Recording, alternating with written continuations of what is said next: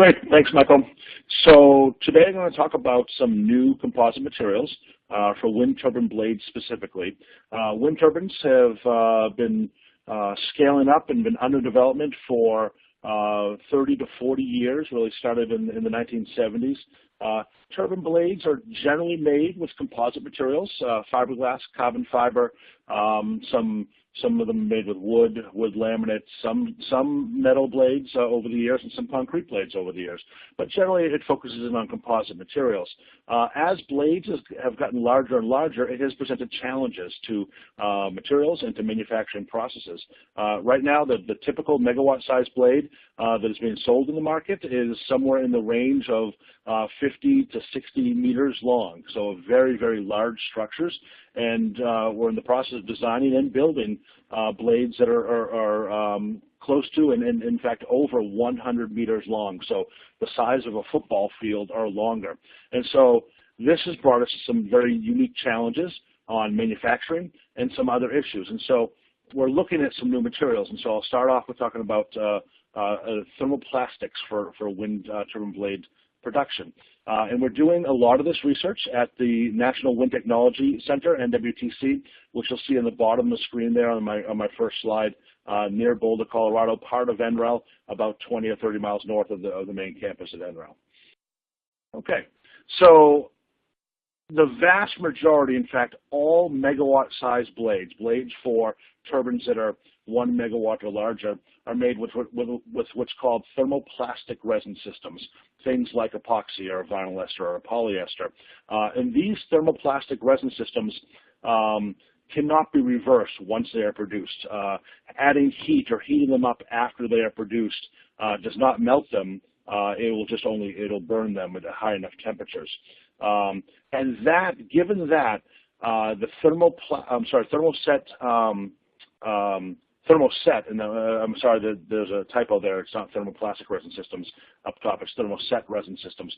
Those thermoset resin systems, such as epoxy, provide very little options at the end of wind turbine blade lives. We design turbine blades to last anywhere between 20 and 30 years in the field, and oftentimes a lot of those blades end up in landfills. And you'll see in the picture on the right-hand side down bottom, those are actually some 9-meter and some 15-meter blades that have been taken down from turbines, and we don't have a lot of options for recycling. By switching from a thermoset resin system, like epoxy, which many blades are made out of, to a thermoplastic resin system, we can enable some options for end-of-life recycling. And that's actually the first reason we started looking in the wind industry at thermoplastic resin systems.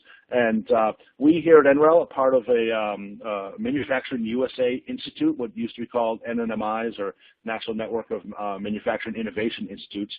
This one's called ACMA, the Institute for Advanced Composites Manufacturing Innovation, and we head up the wind technology area for this Composites Manufacturing Institute.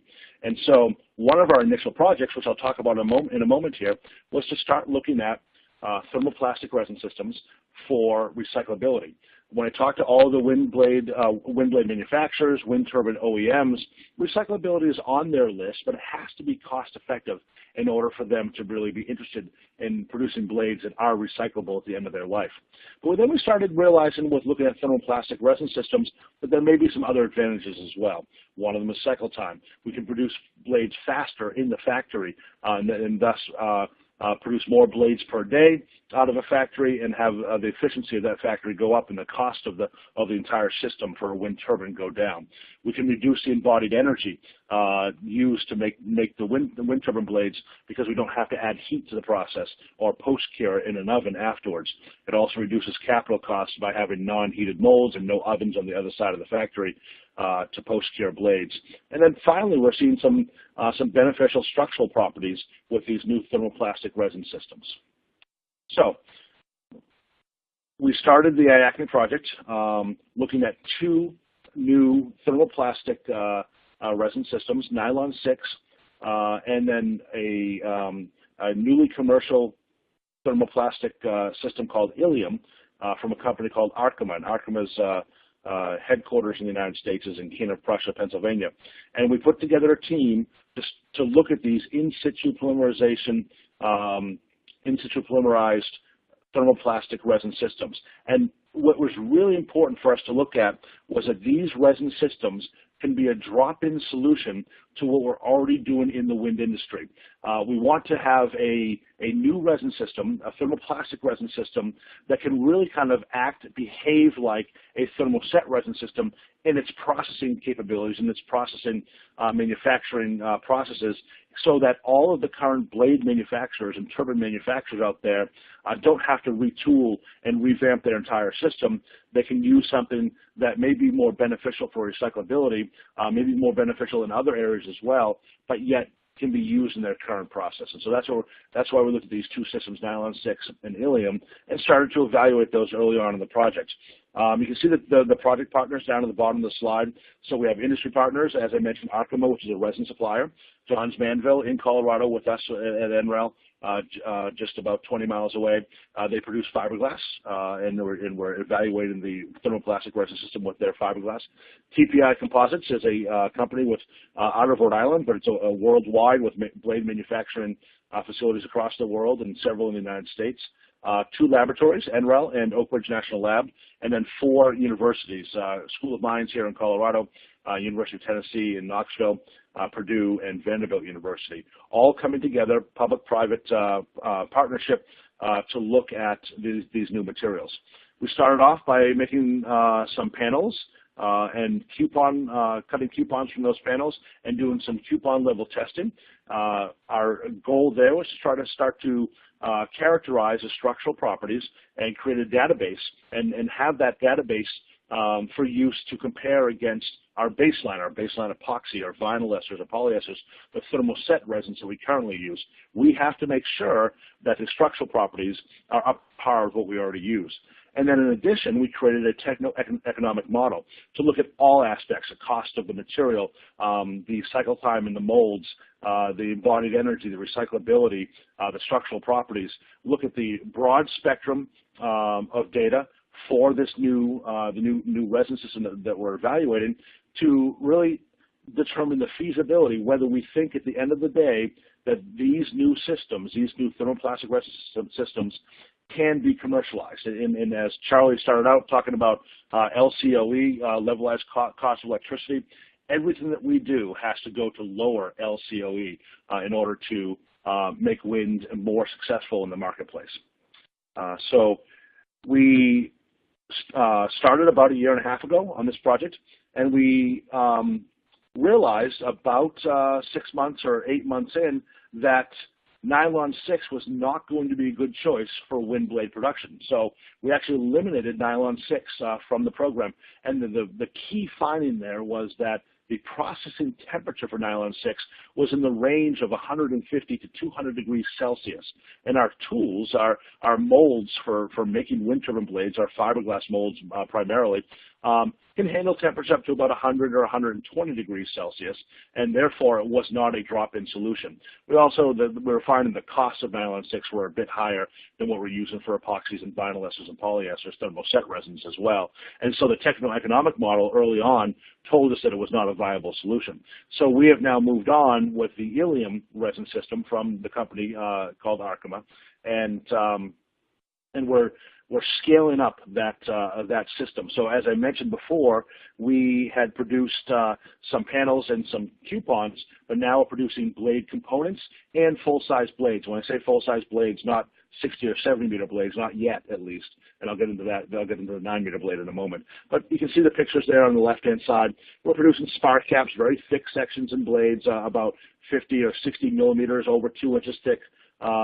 Sections of fiberglass that we're infusing with this resin system, this new Ilium resin system. I'll move on to the next slide. You can see some pictures there of what it looks like. The top picture there on the left-hand side is the infusion process, where the resin system and the way that we make the wind turbine blade components and the wind turbine blades, we lay up dry fiberglass or dry carbon fiber fabric, and then we vacuum bag it and pull resin into the system, liquid resin into the system, and you can see it infusing, wetting out the entire stack of fiberglass.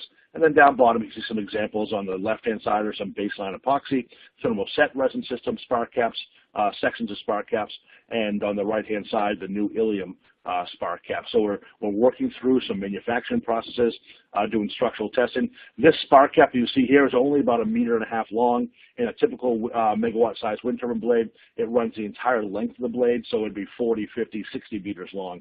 And so we're starting in a smaller scale and scaling up as we learn more about processing, about structural properties, and things like that. And we can bring these components across the road here at NREL, at the Wind Technology Center. We have full-scale structural testing facilities where we can test these components and eventually test blades as well. So I'm just going to finish up talking a few slides about a 9-meter blade project. It's actually a separate project from the ACMA project that I just talked about, but we're working in conjunction with ACMA here. So this is a project here at NREL, and we decided to produce a 9-meter blade. So it is a full-scale blade, but not a megawatt-sized blade. This would be a blade for about 100 kilowatt size turbine. But it allowed us to build a blade with a couple different technologies there. You can actually see the spark cap in this case is a carbon fiber spark cap up the center of the blade, which we made by pultruding new Oak Ridge National Laboratory low-cost carbon fiber. But what I want to talk about today is the thermoplastic resin system, the Ilium resin system that we use in order to produce this blade.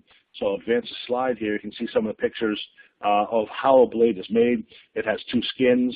We'll call a high pressure and a low pressure skin.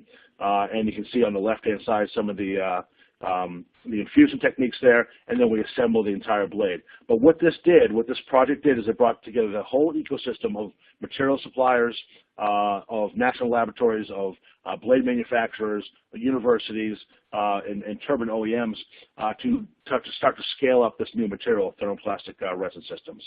All right, so I'm going to finish up here, just a few more pictures of the blade itself, how the outcome. It was a successful project demonstrating that we could infuse a full 9-meter, just about 30-foot blade with this new thermoplastic resin system.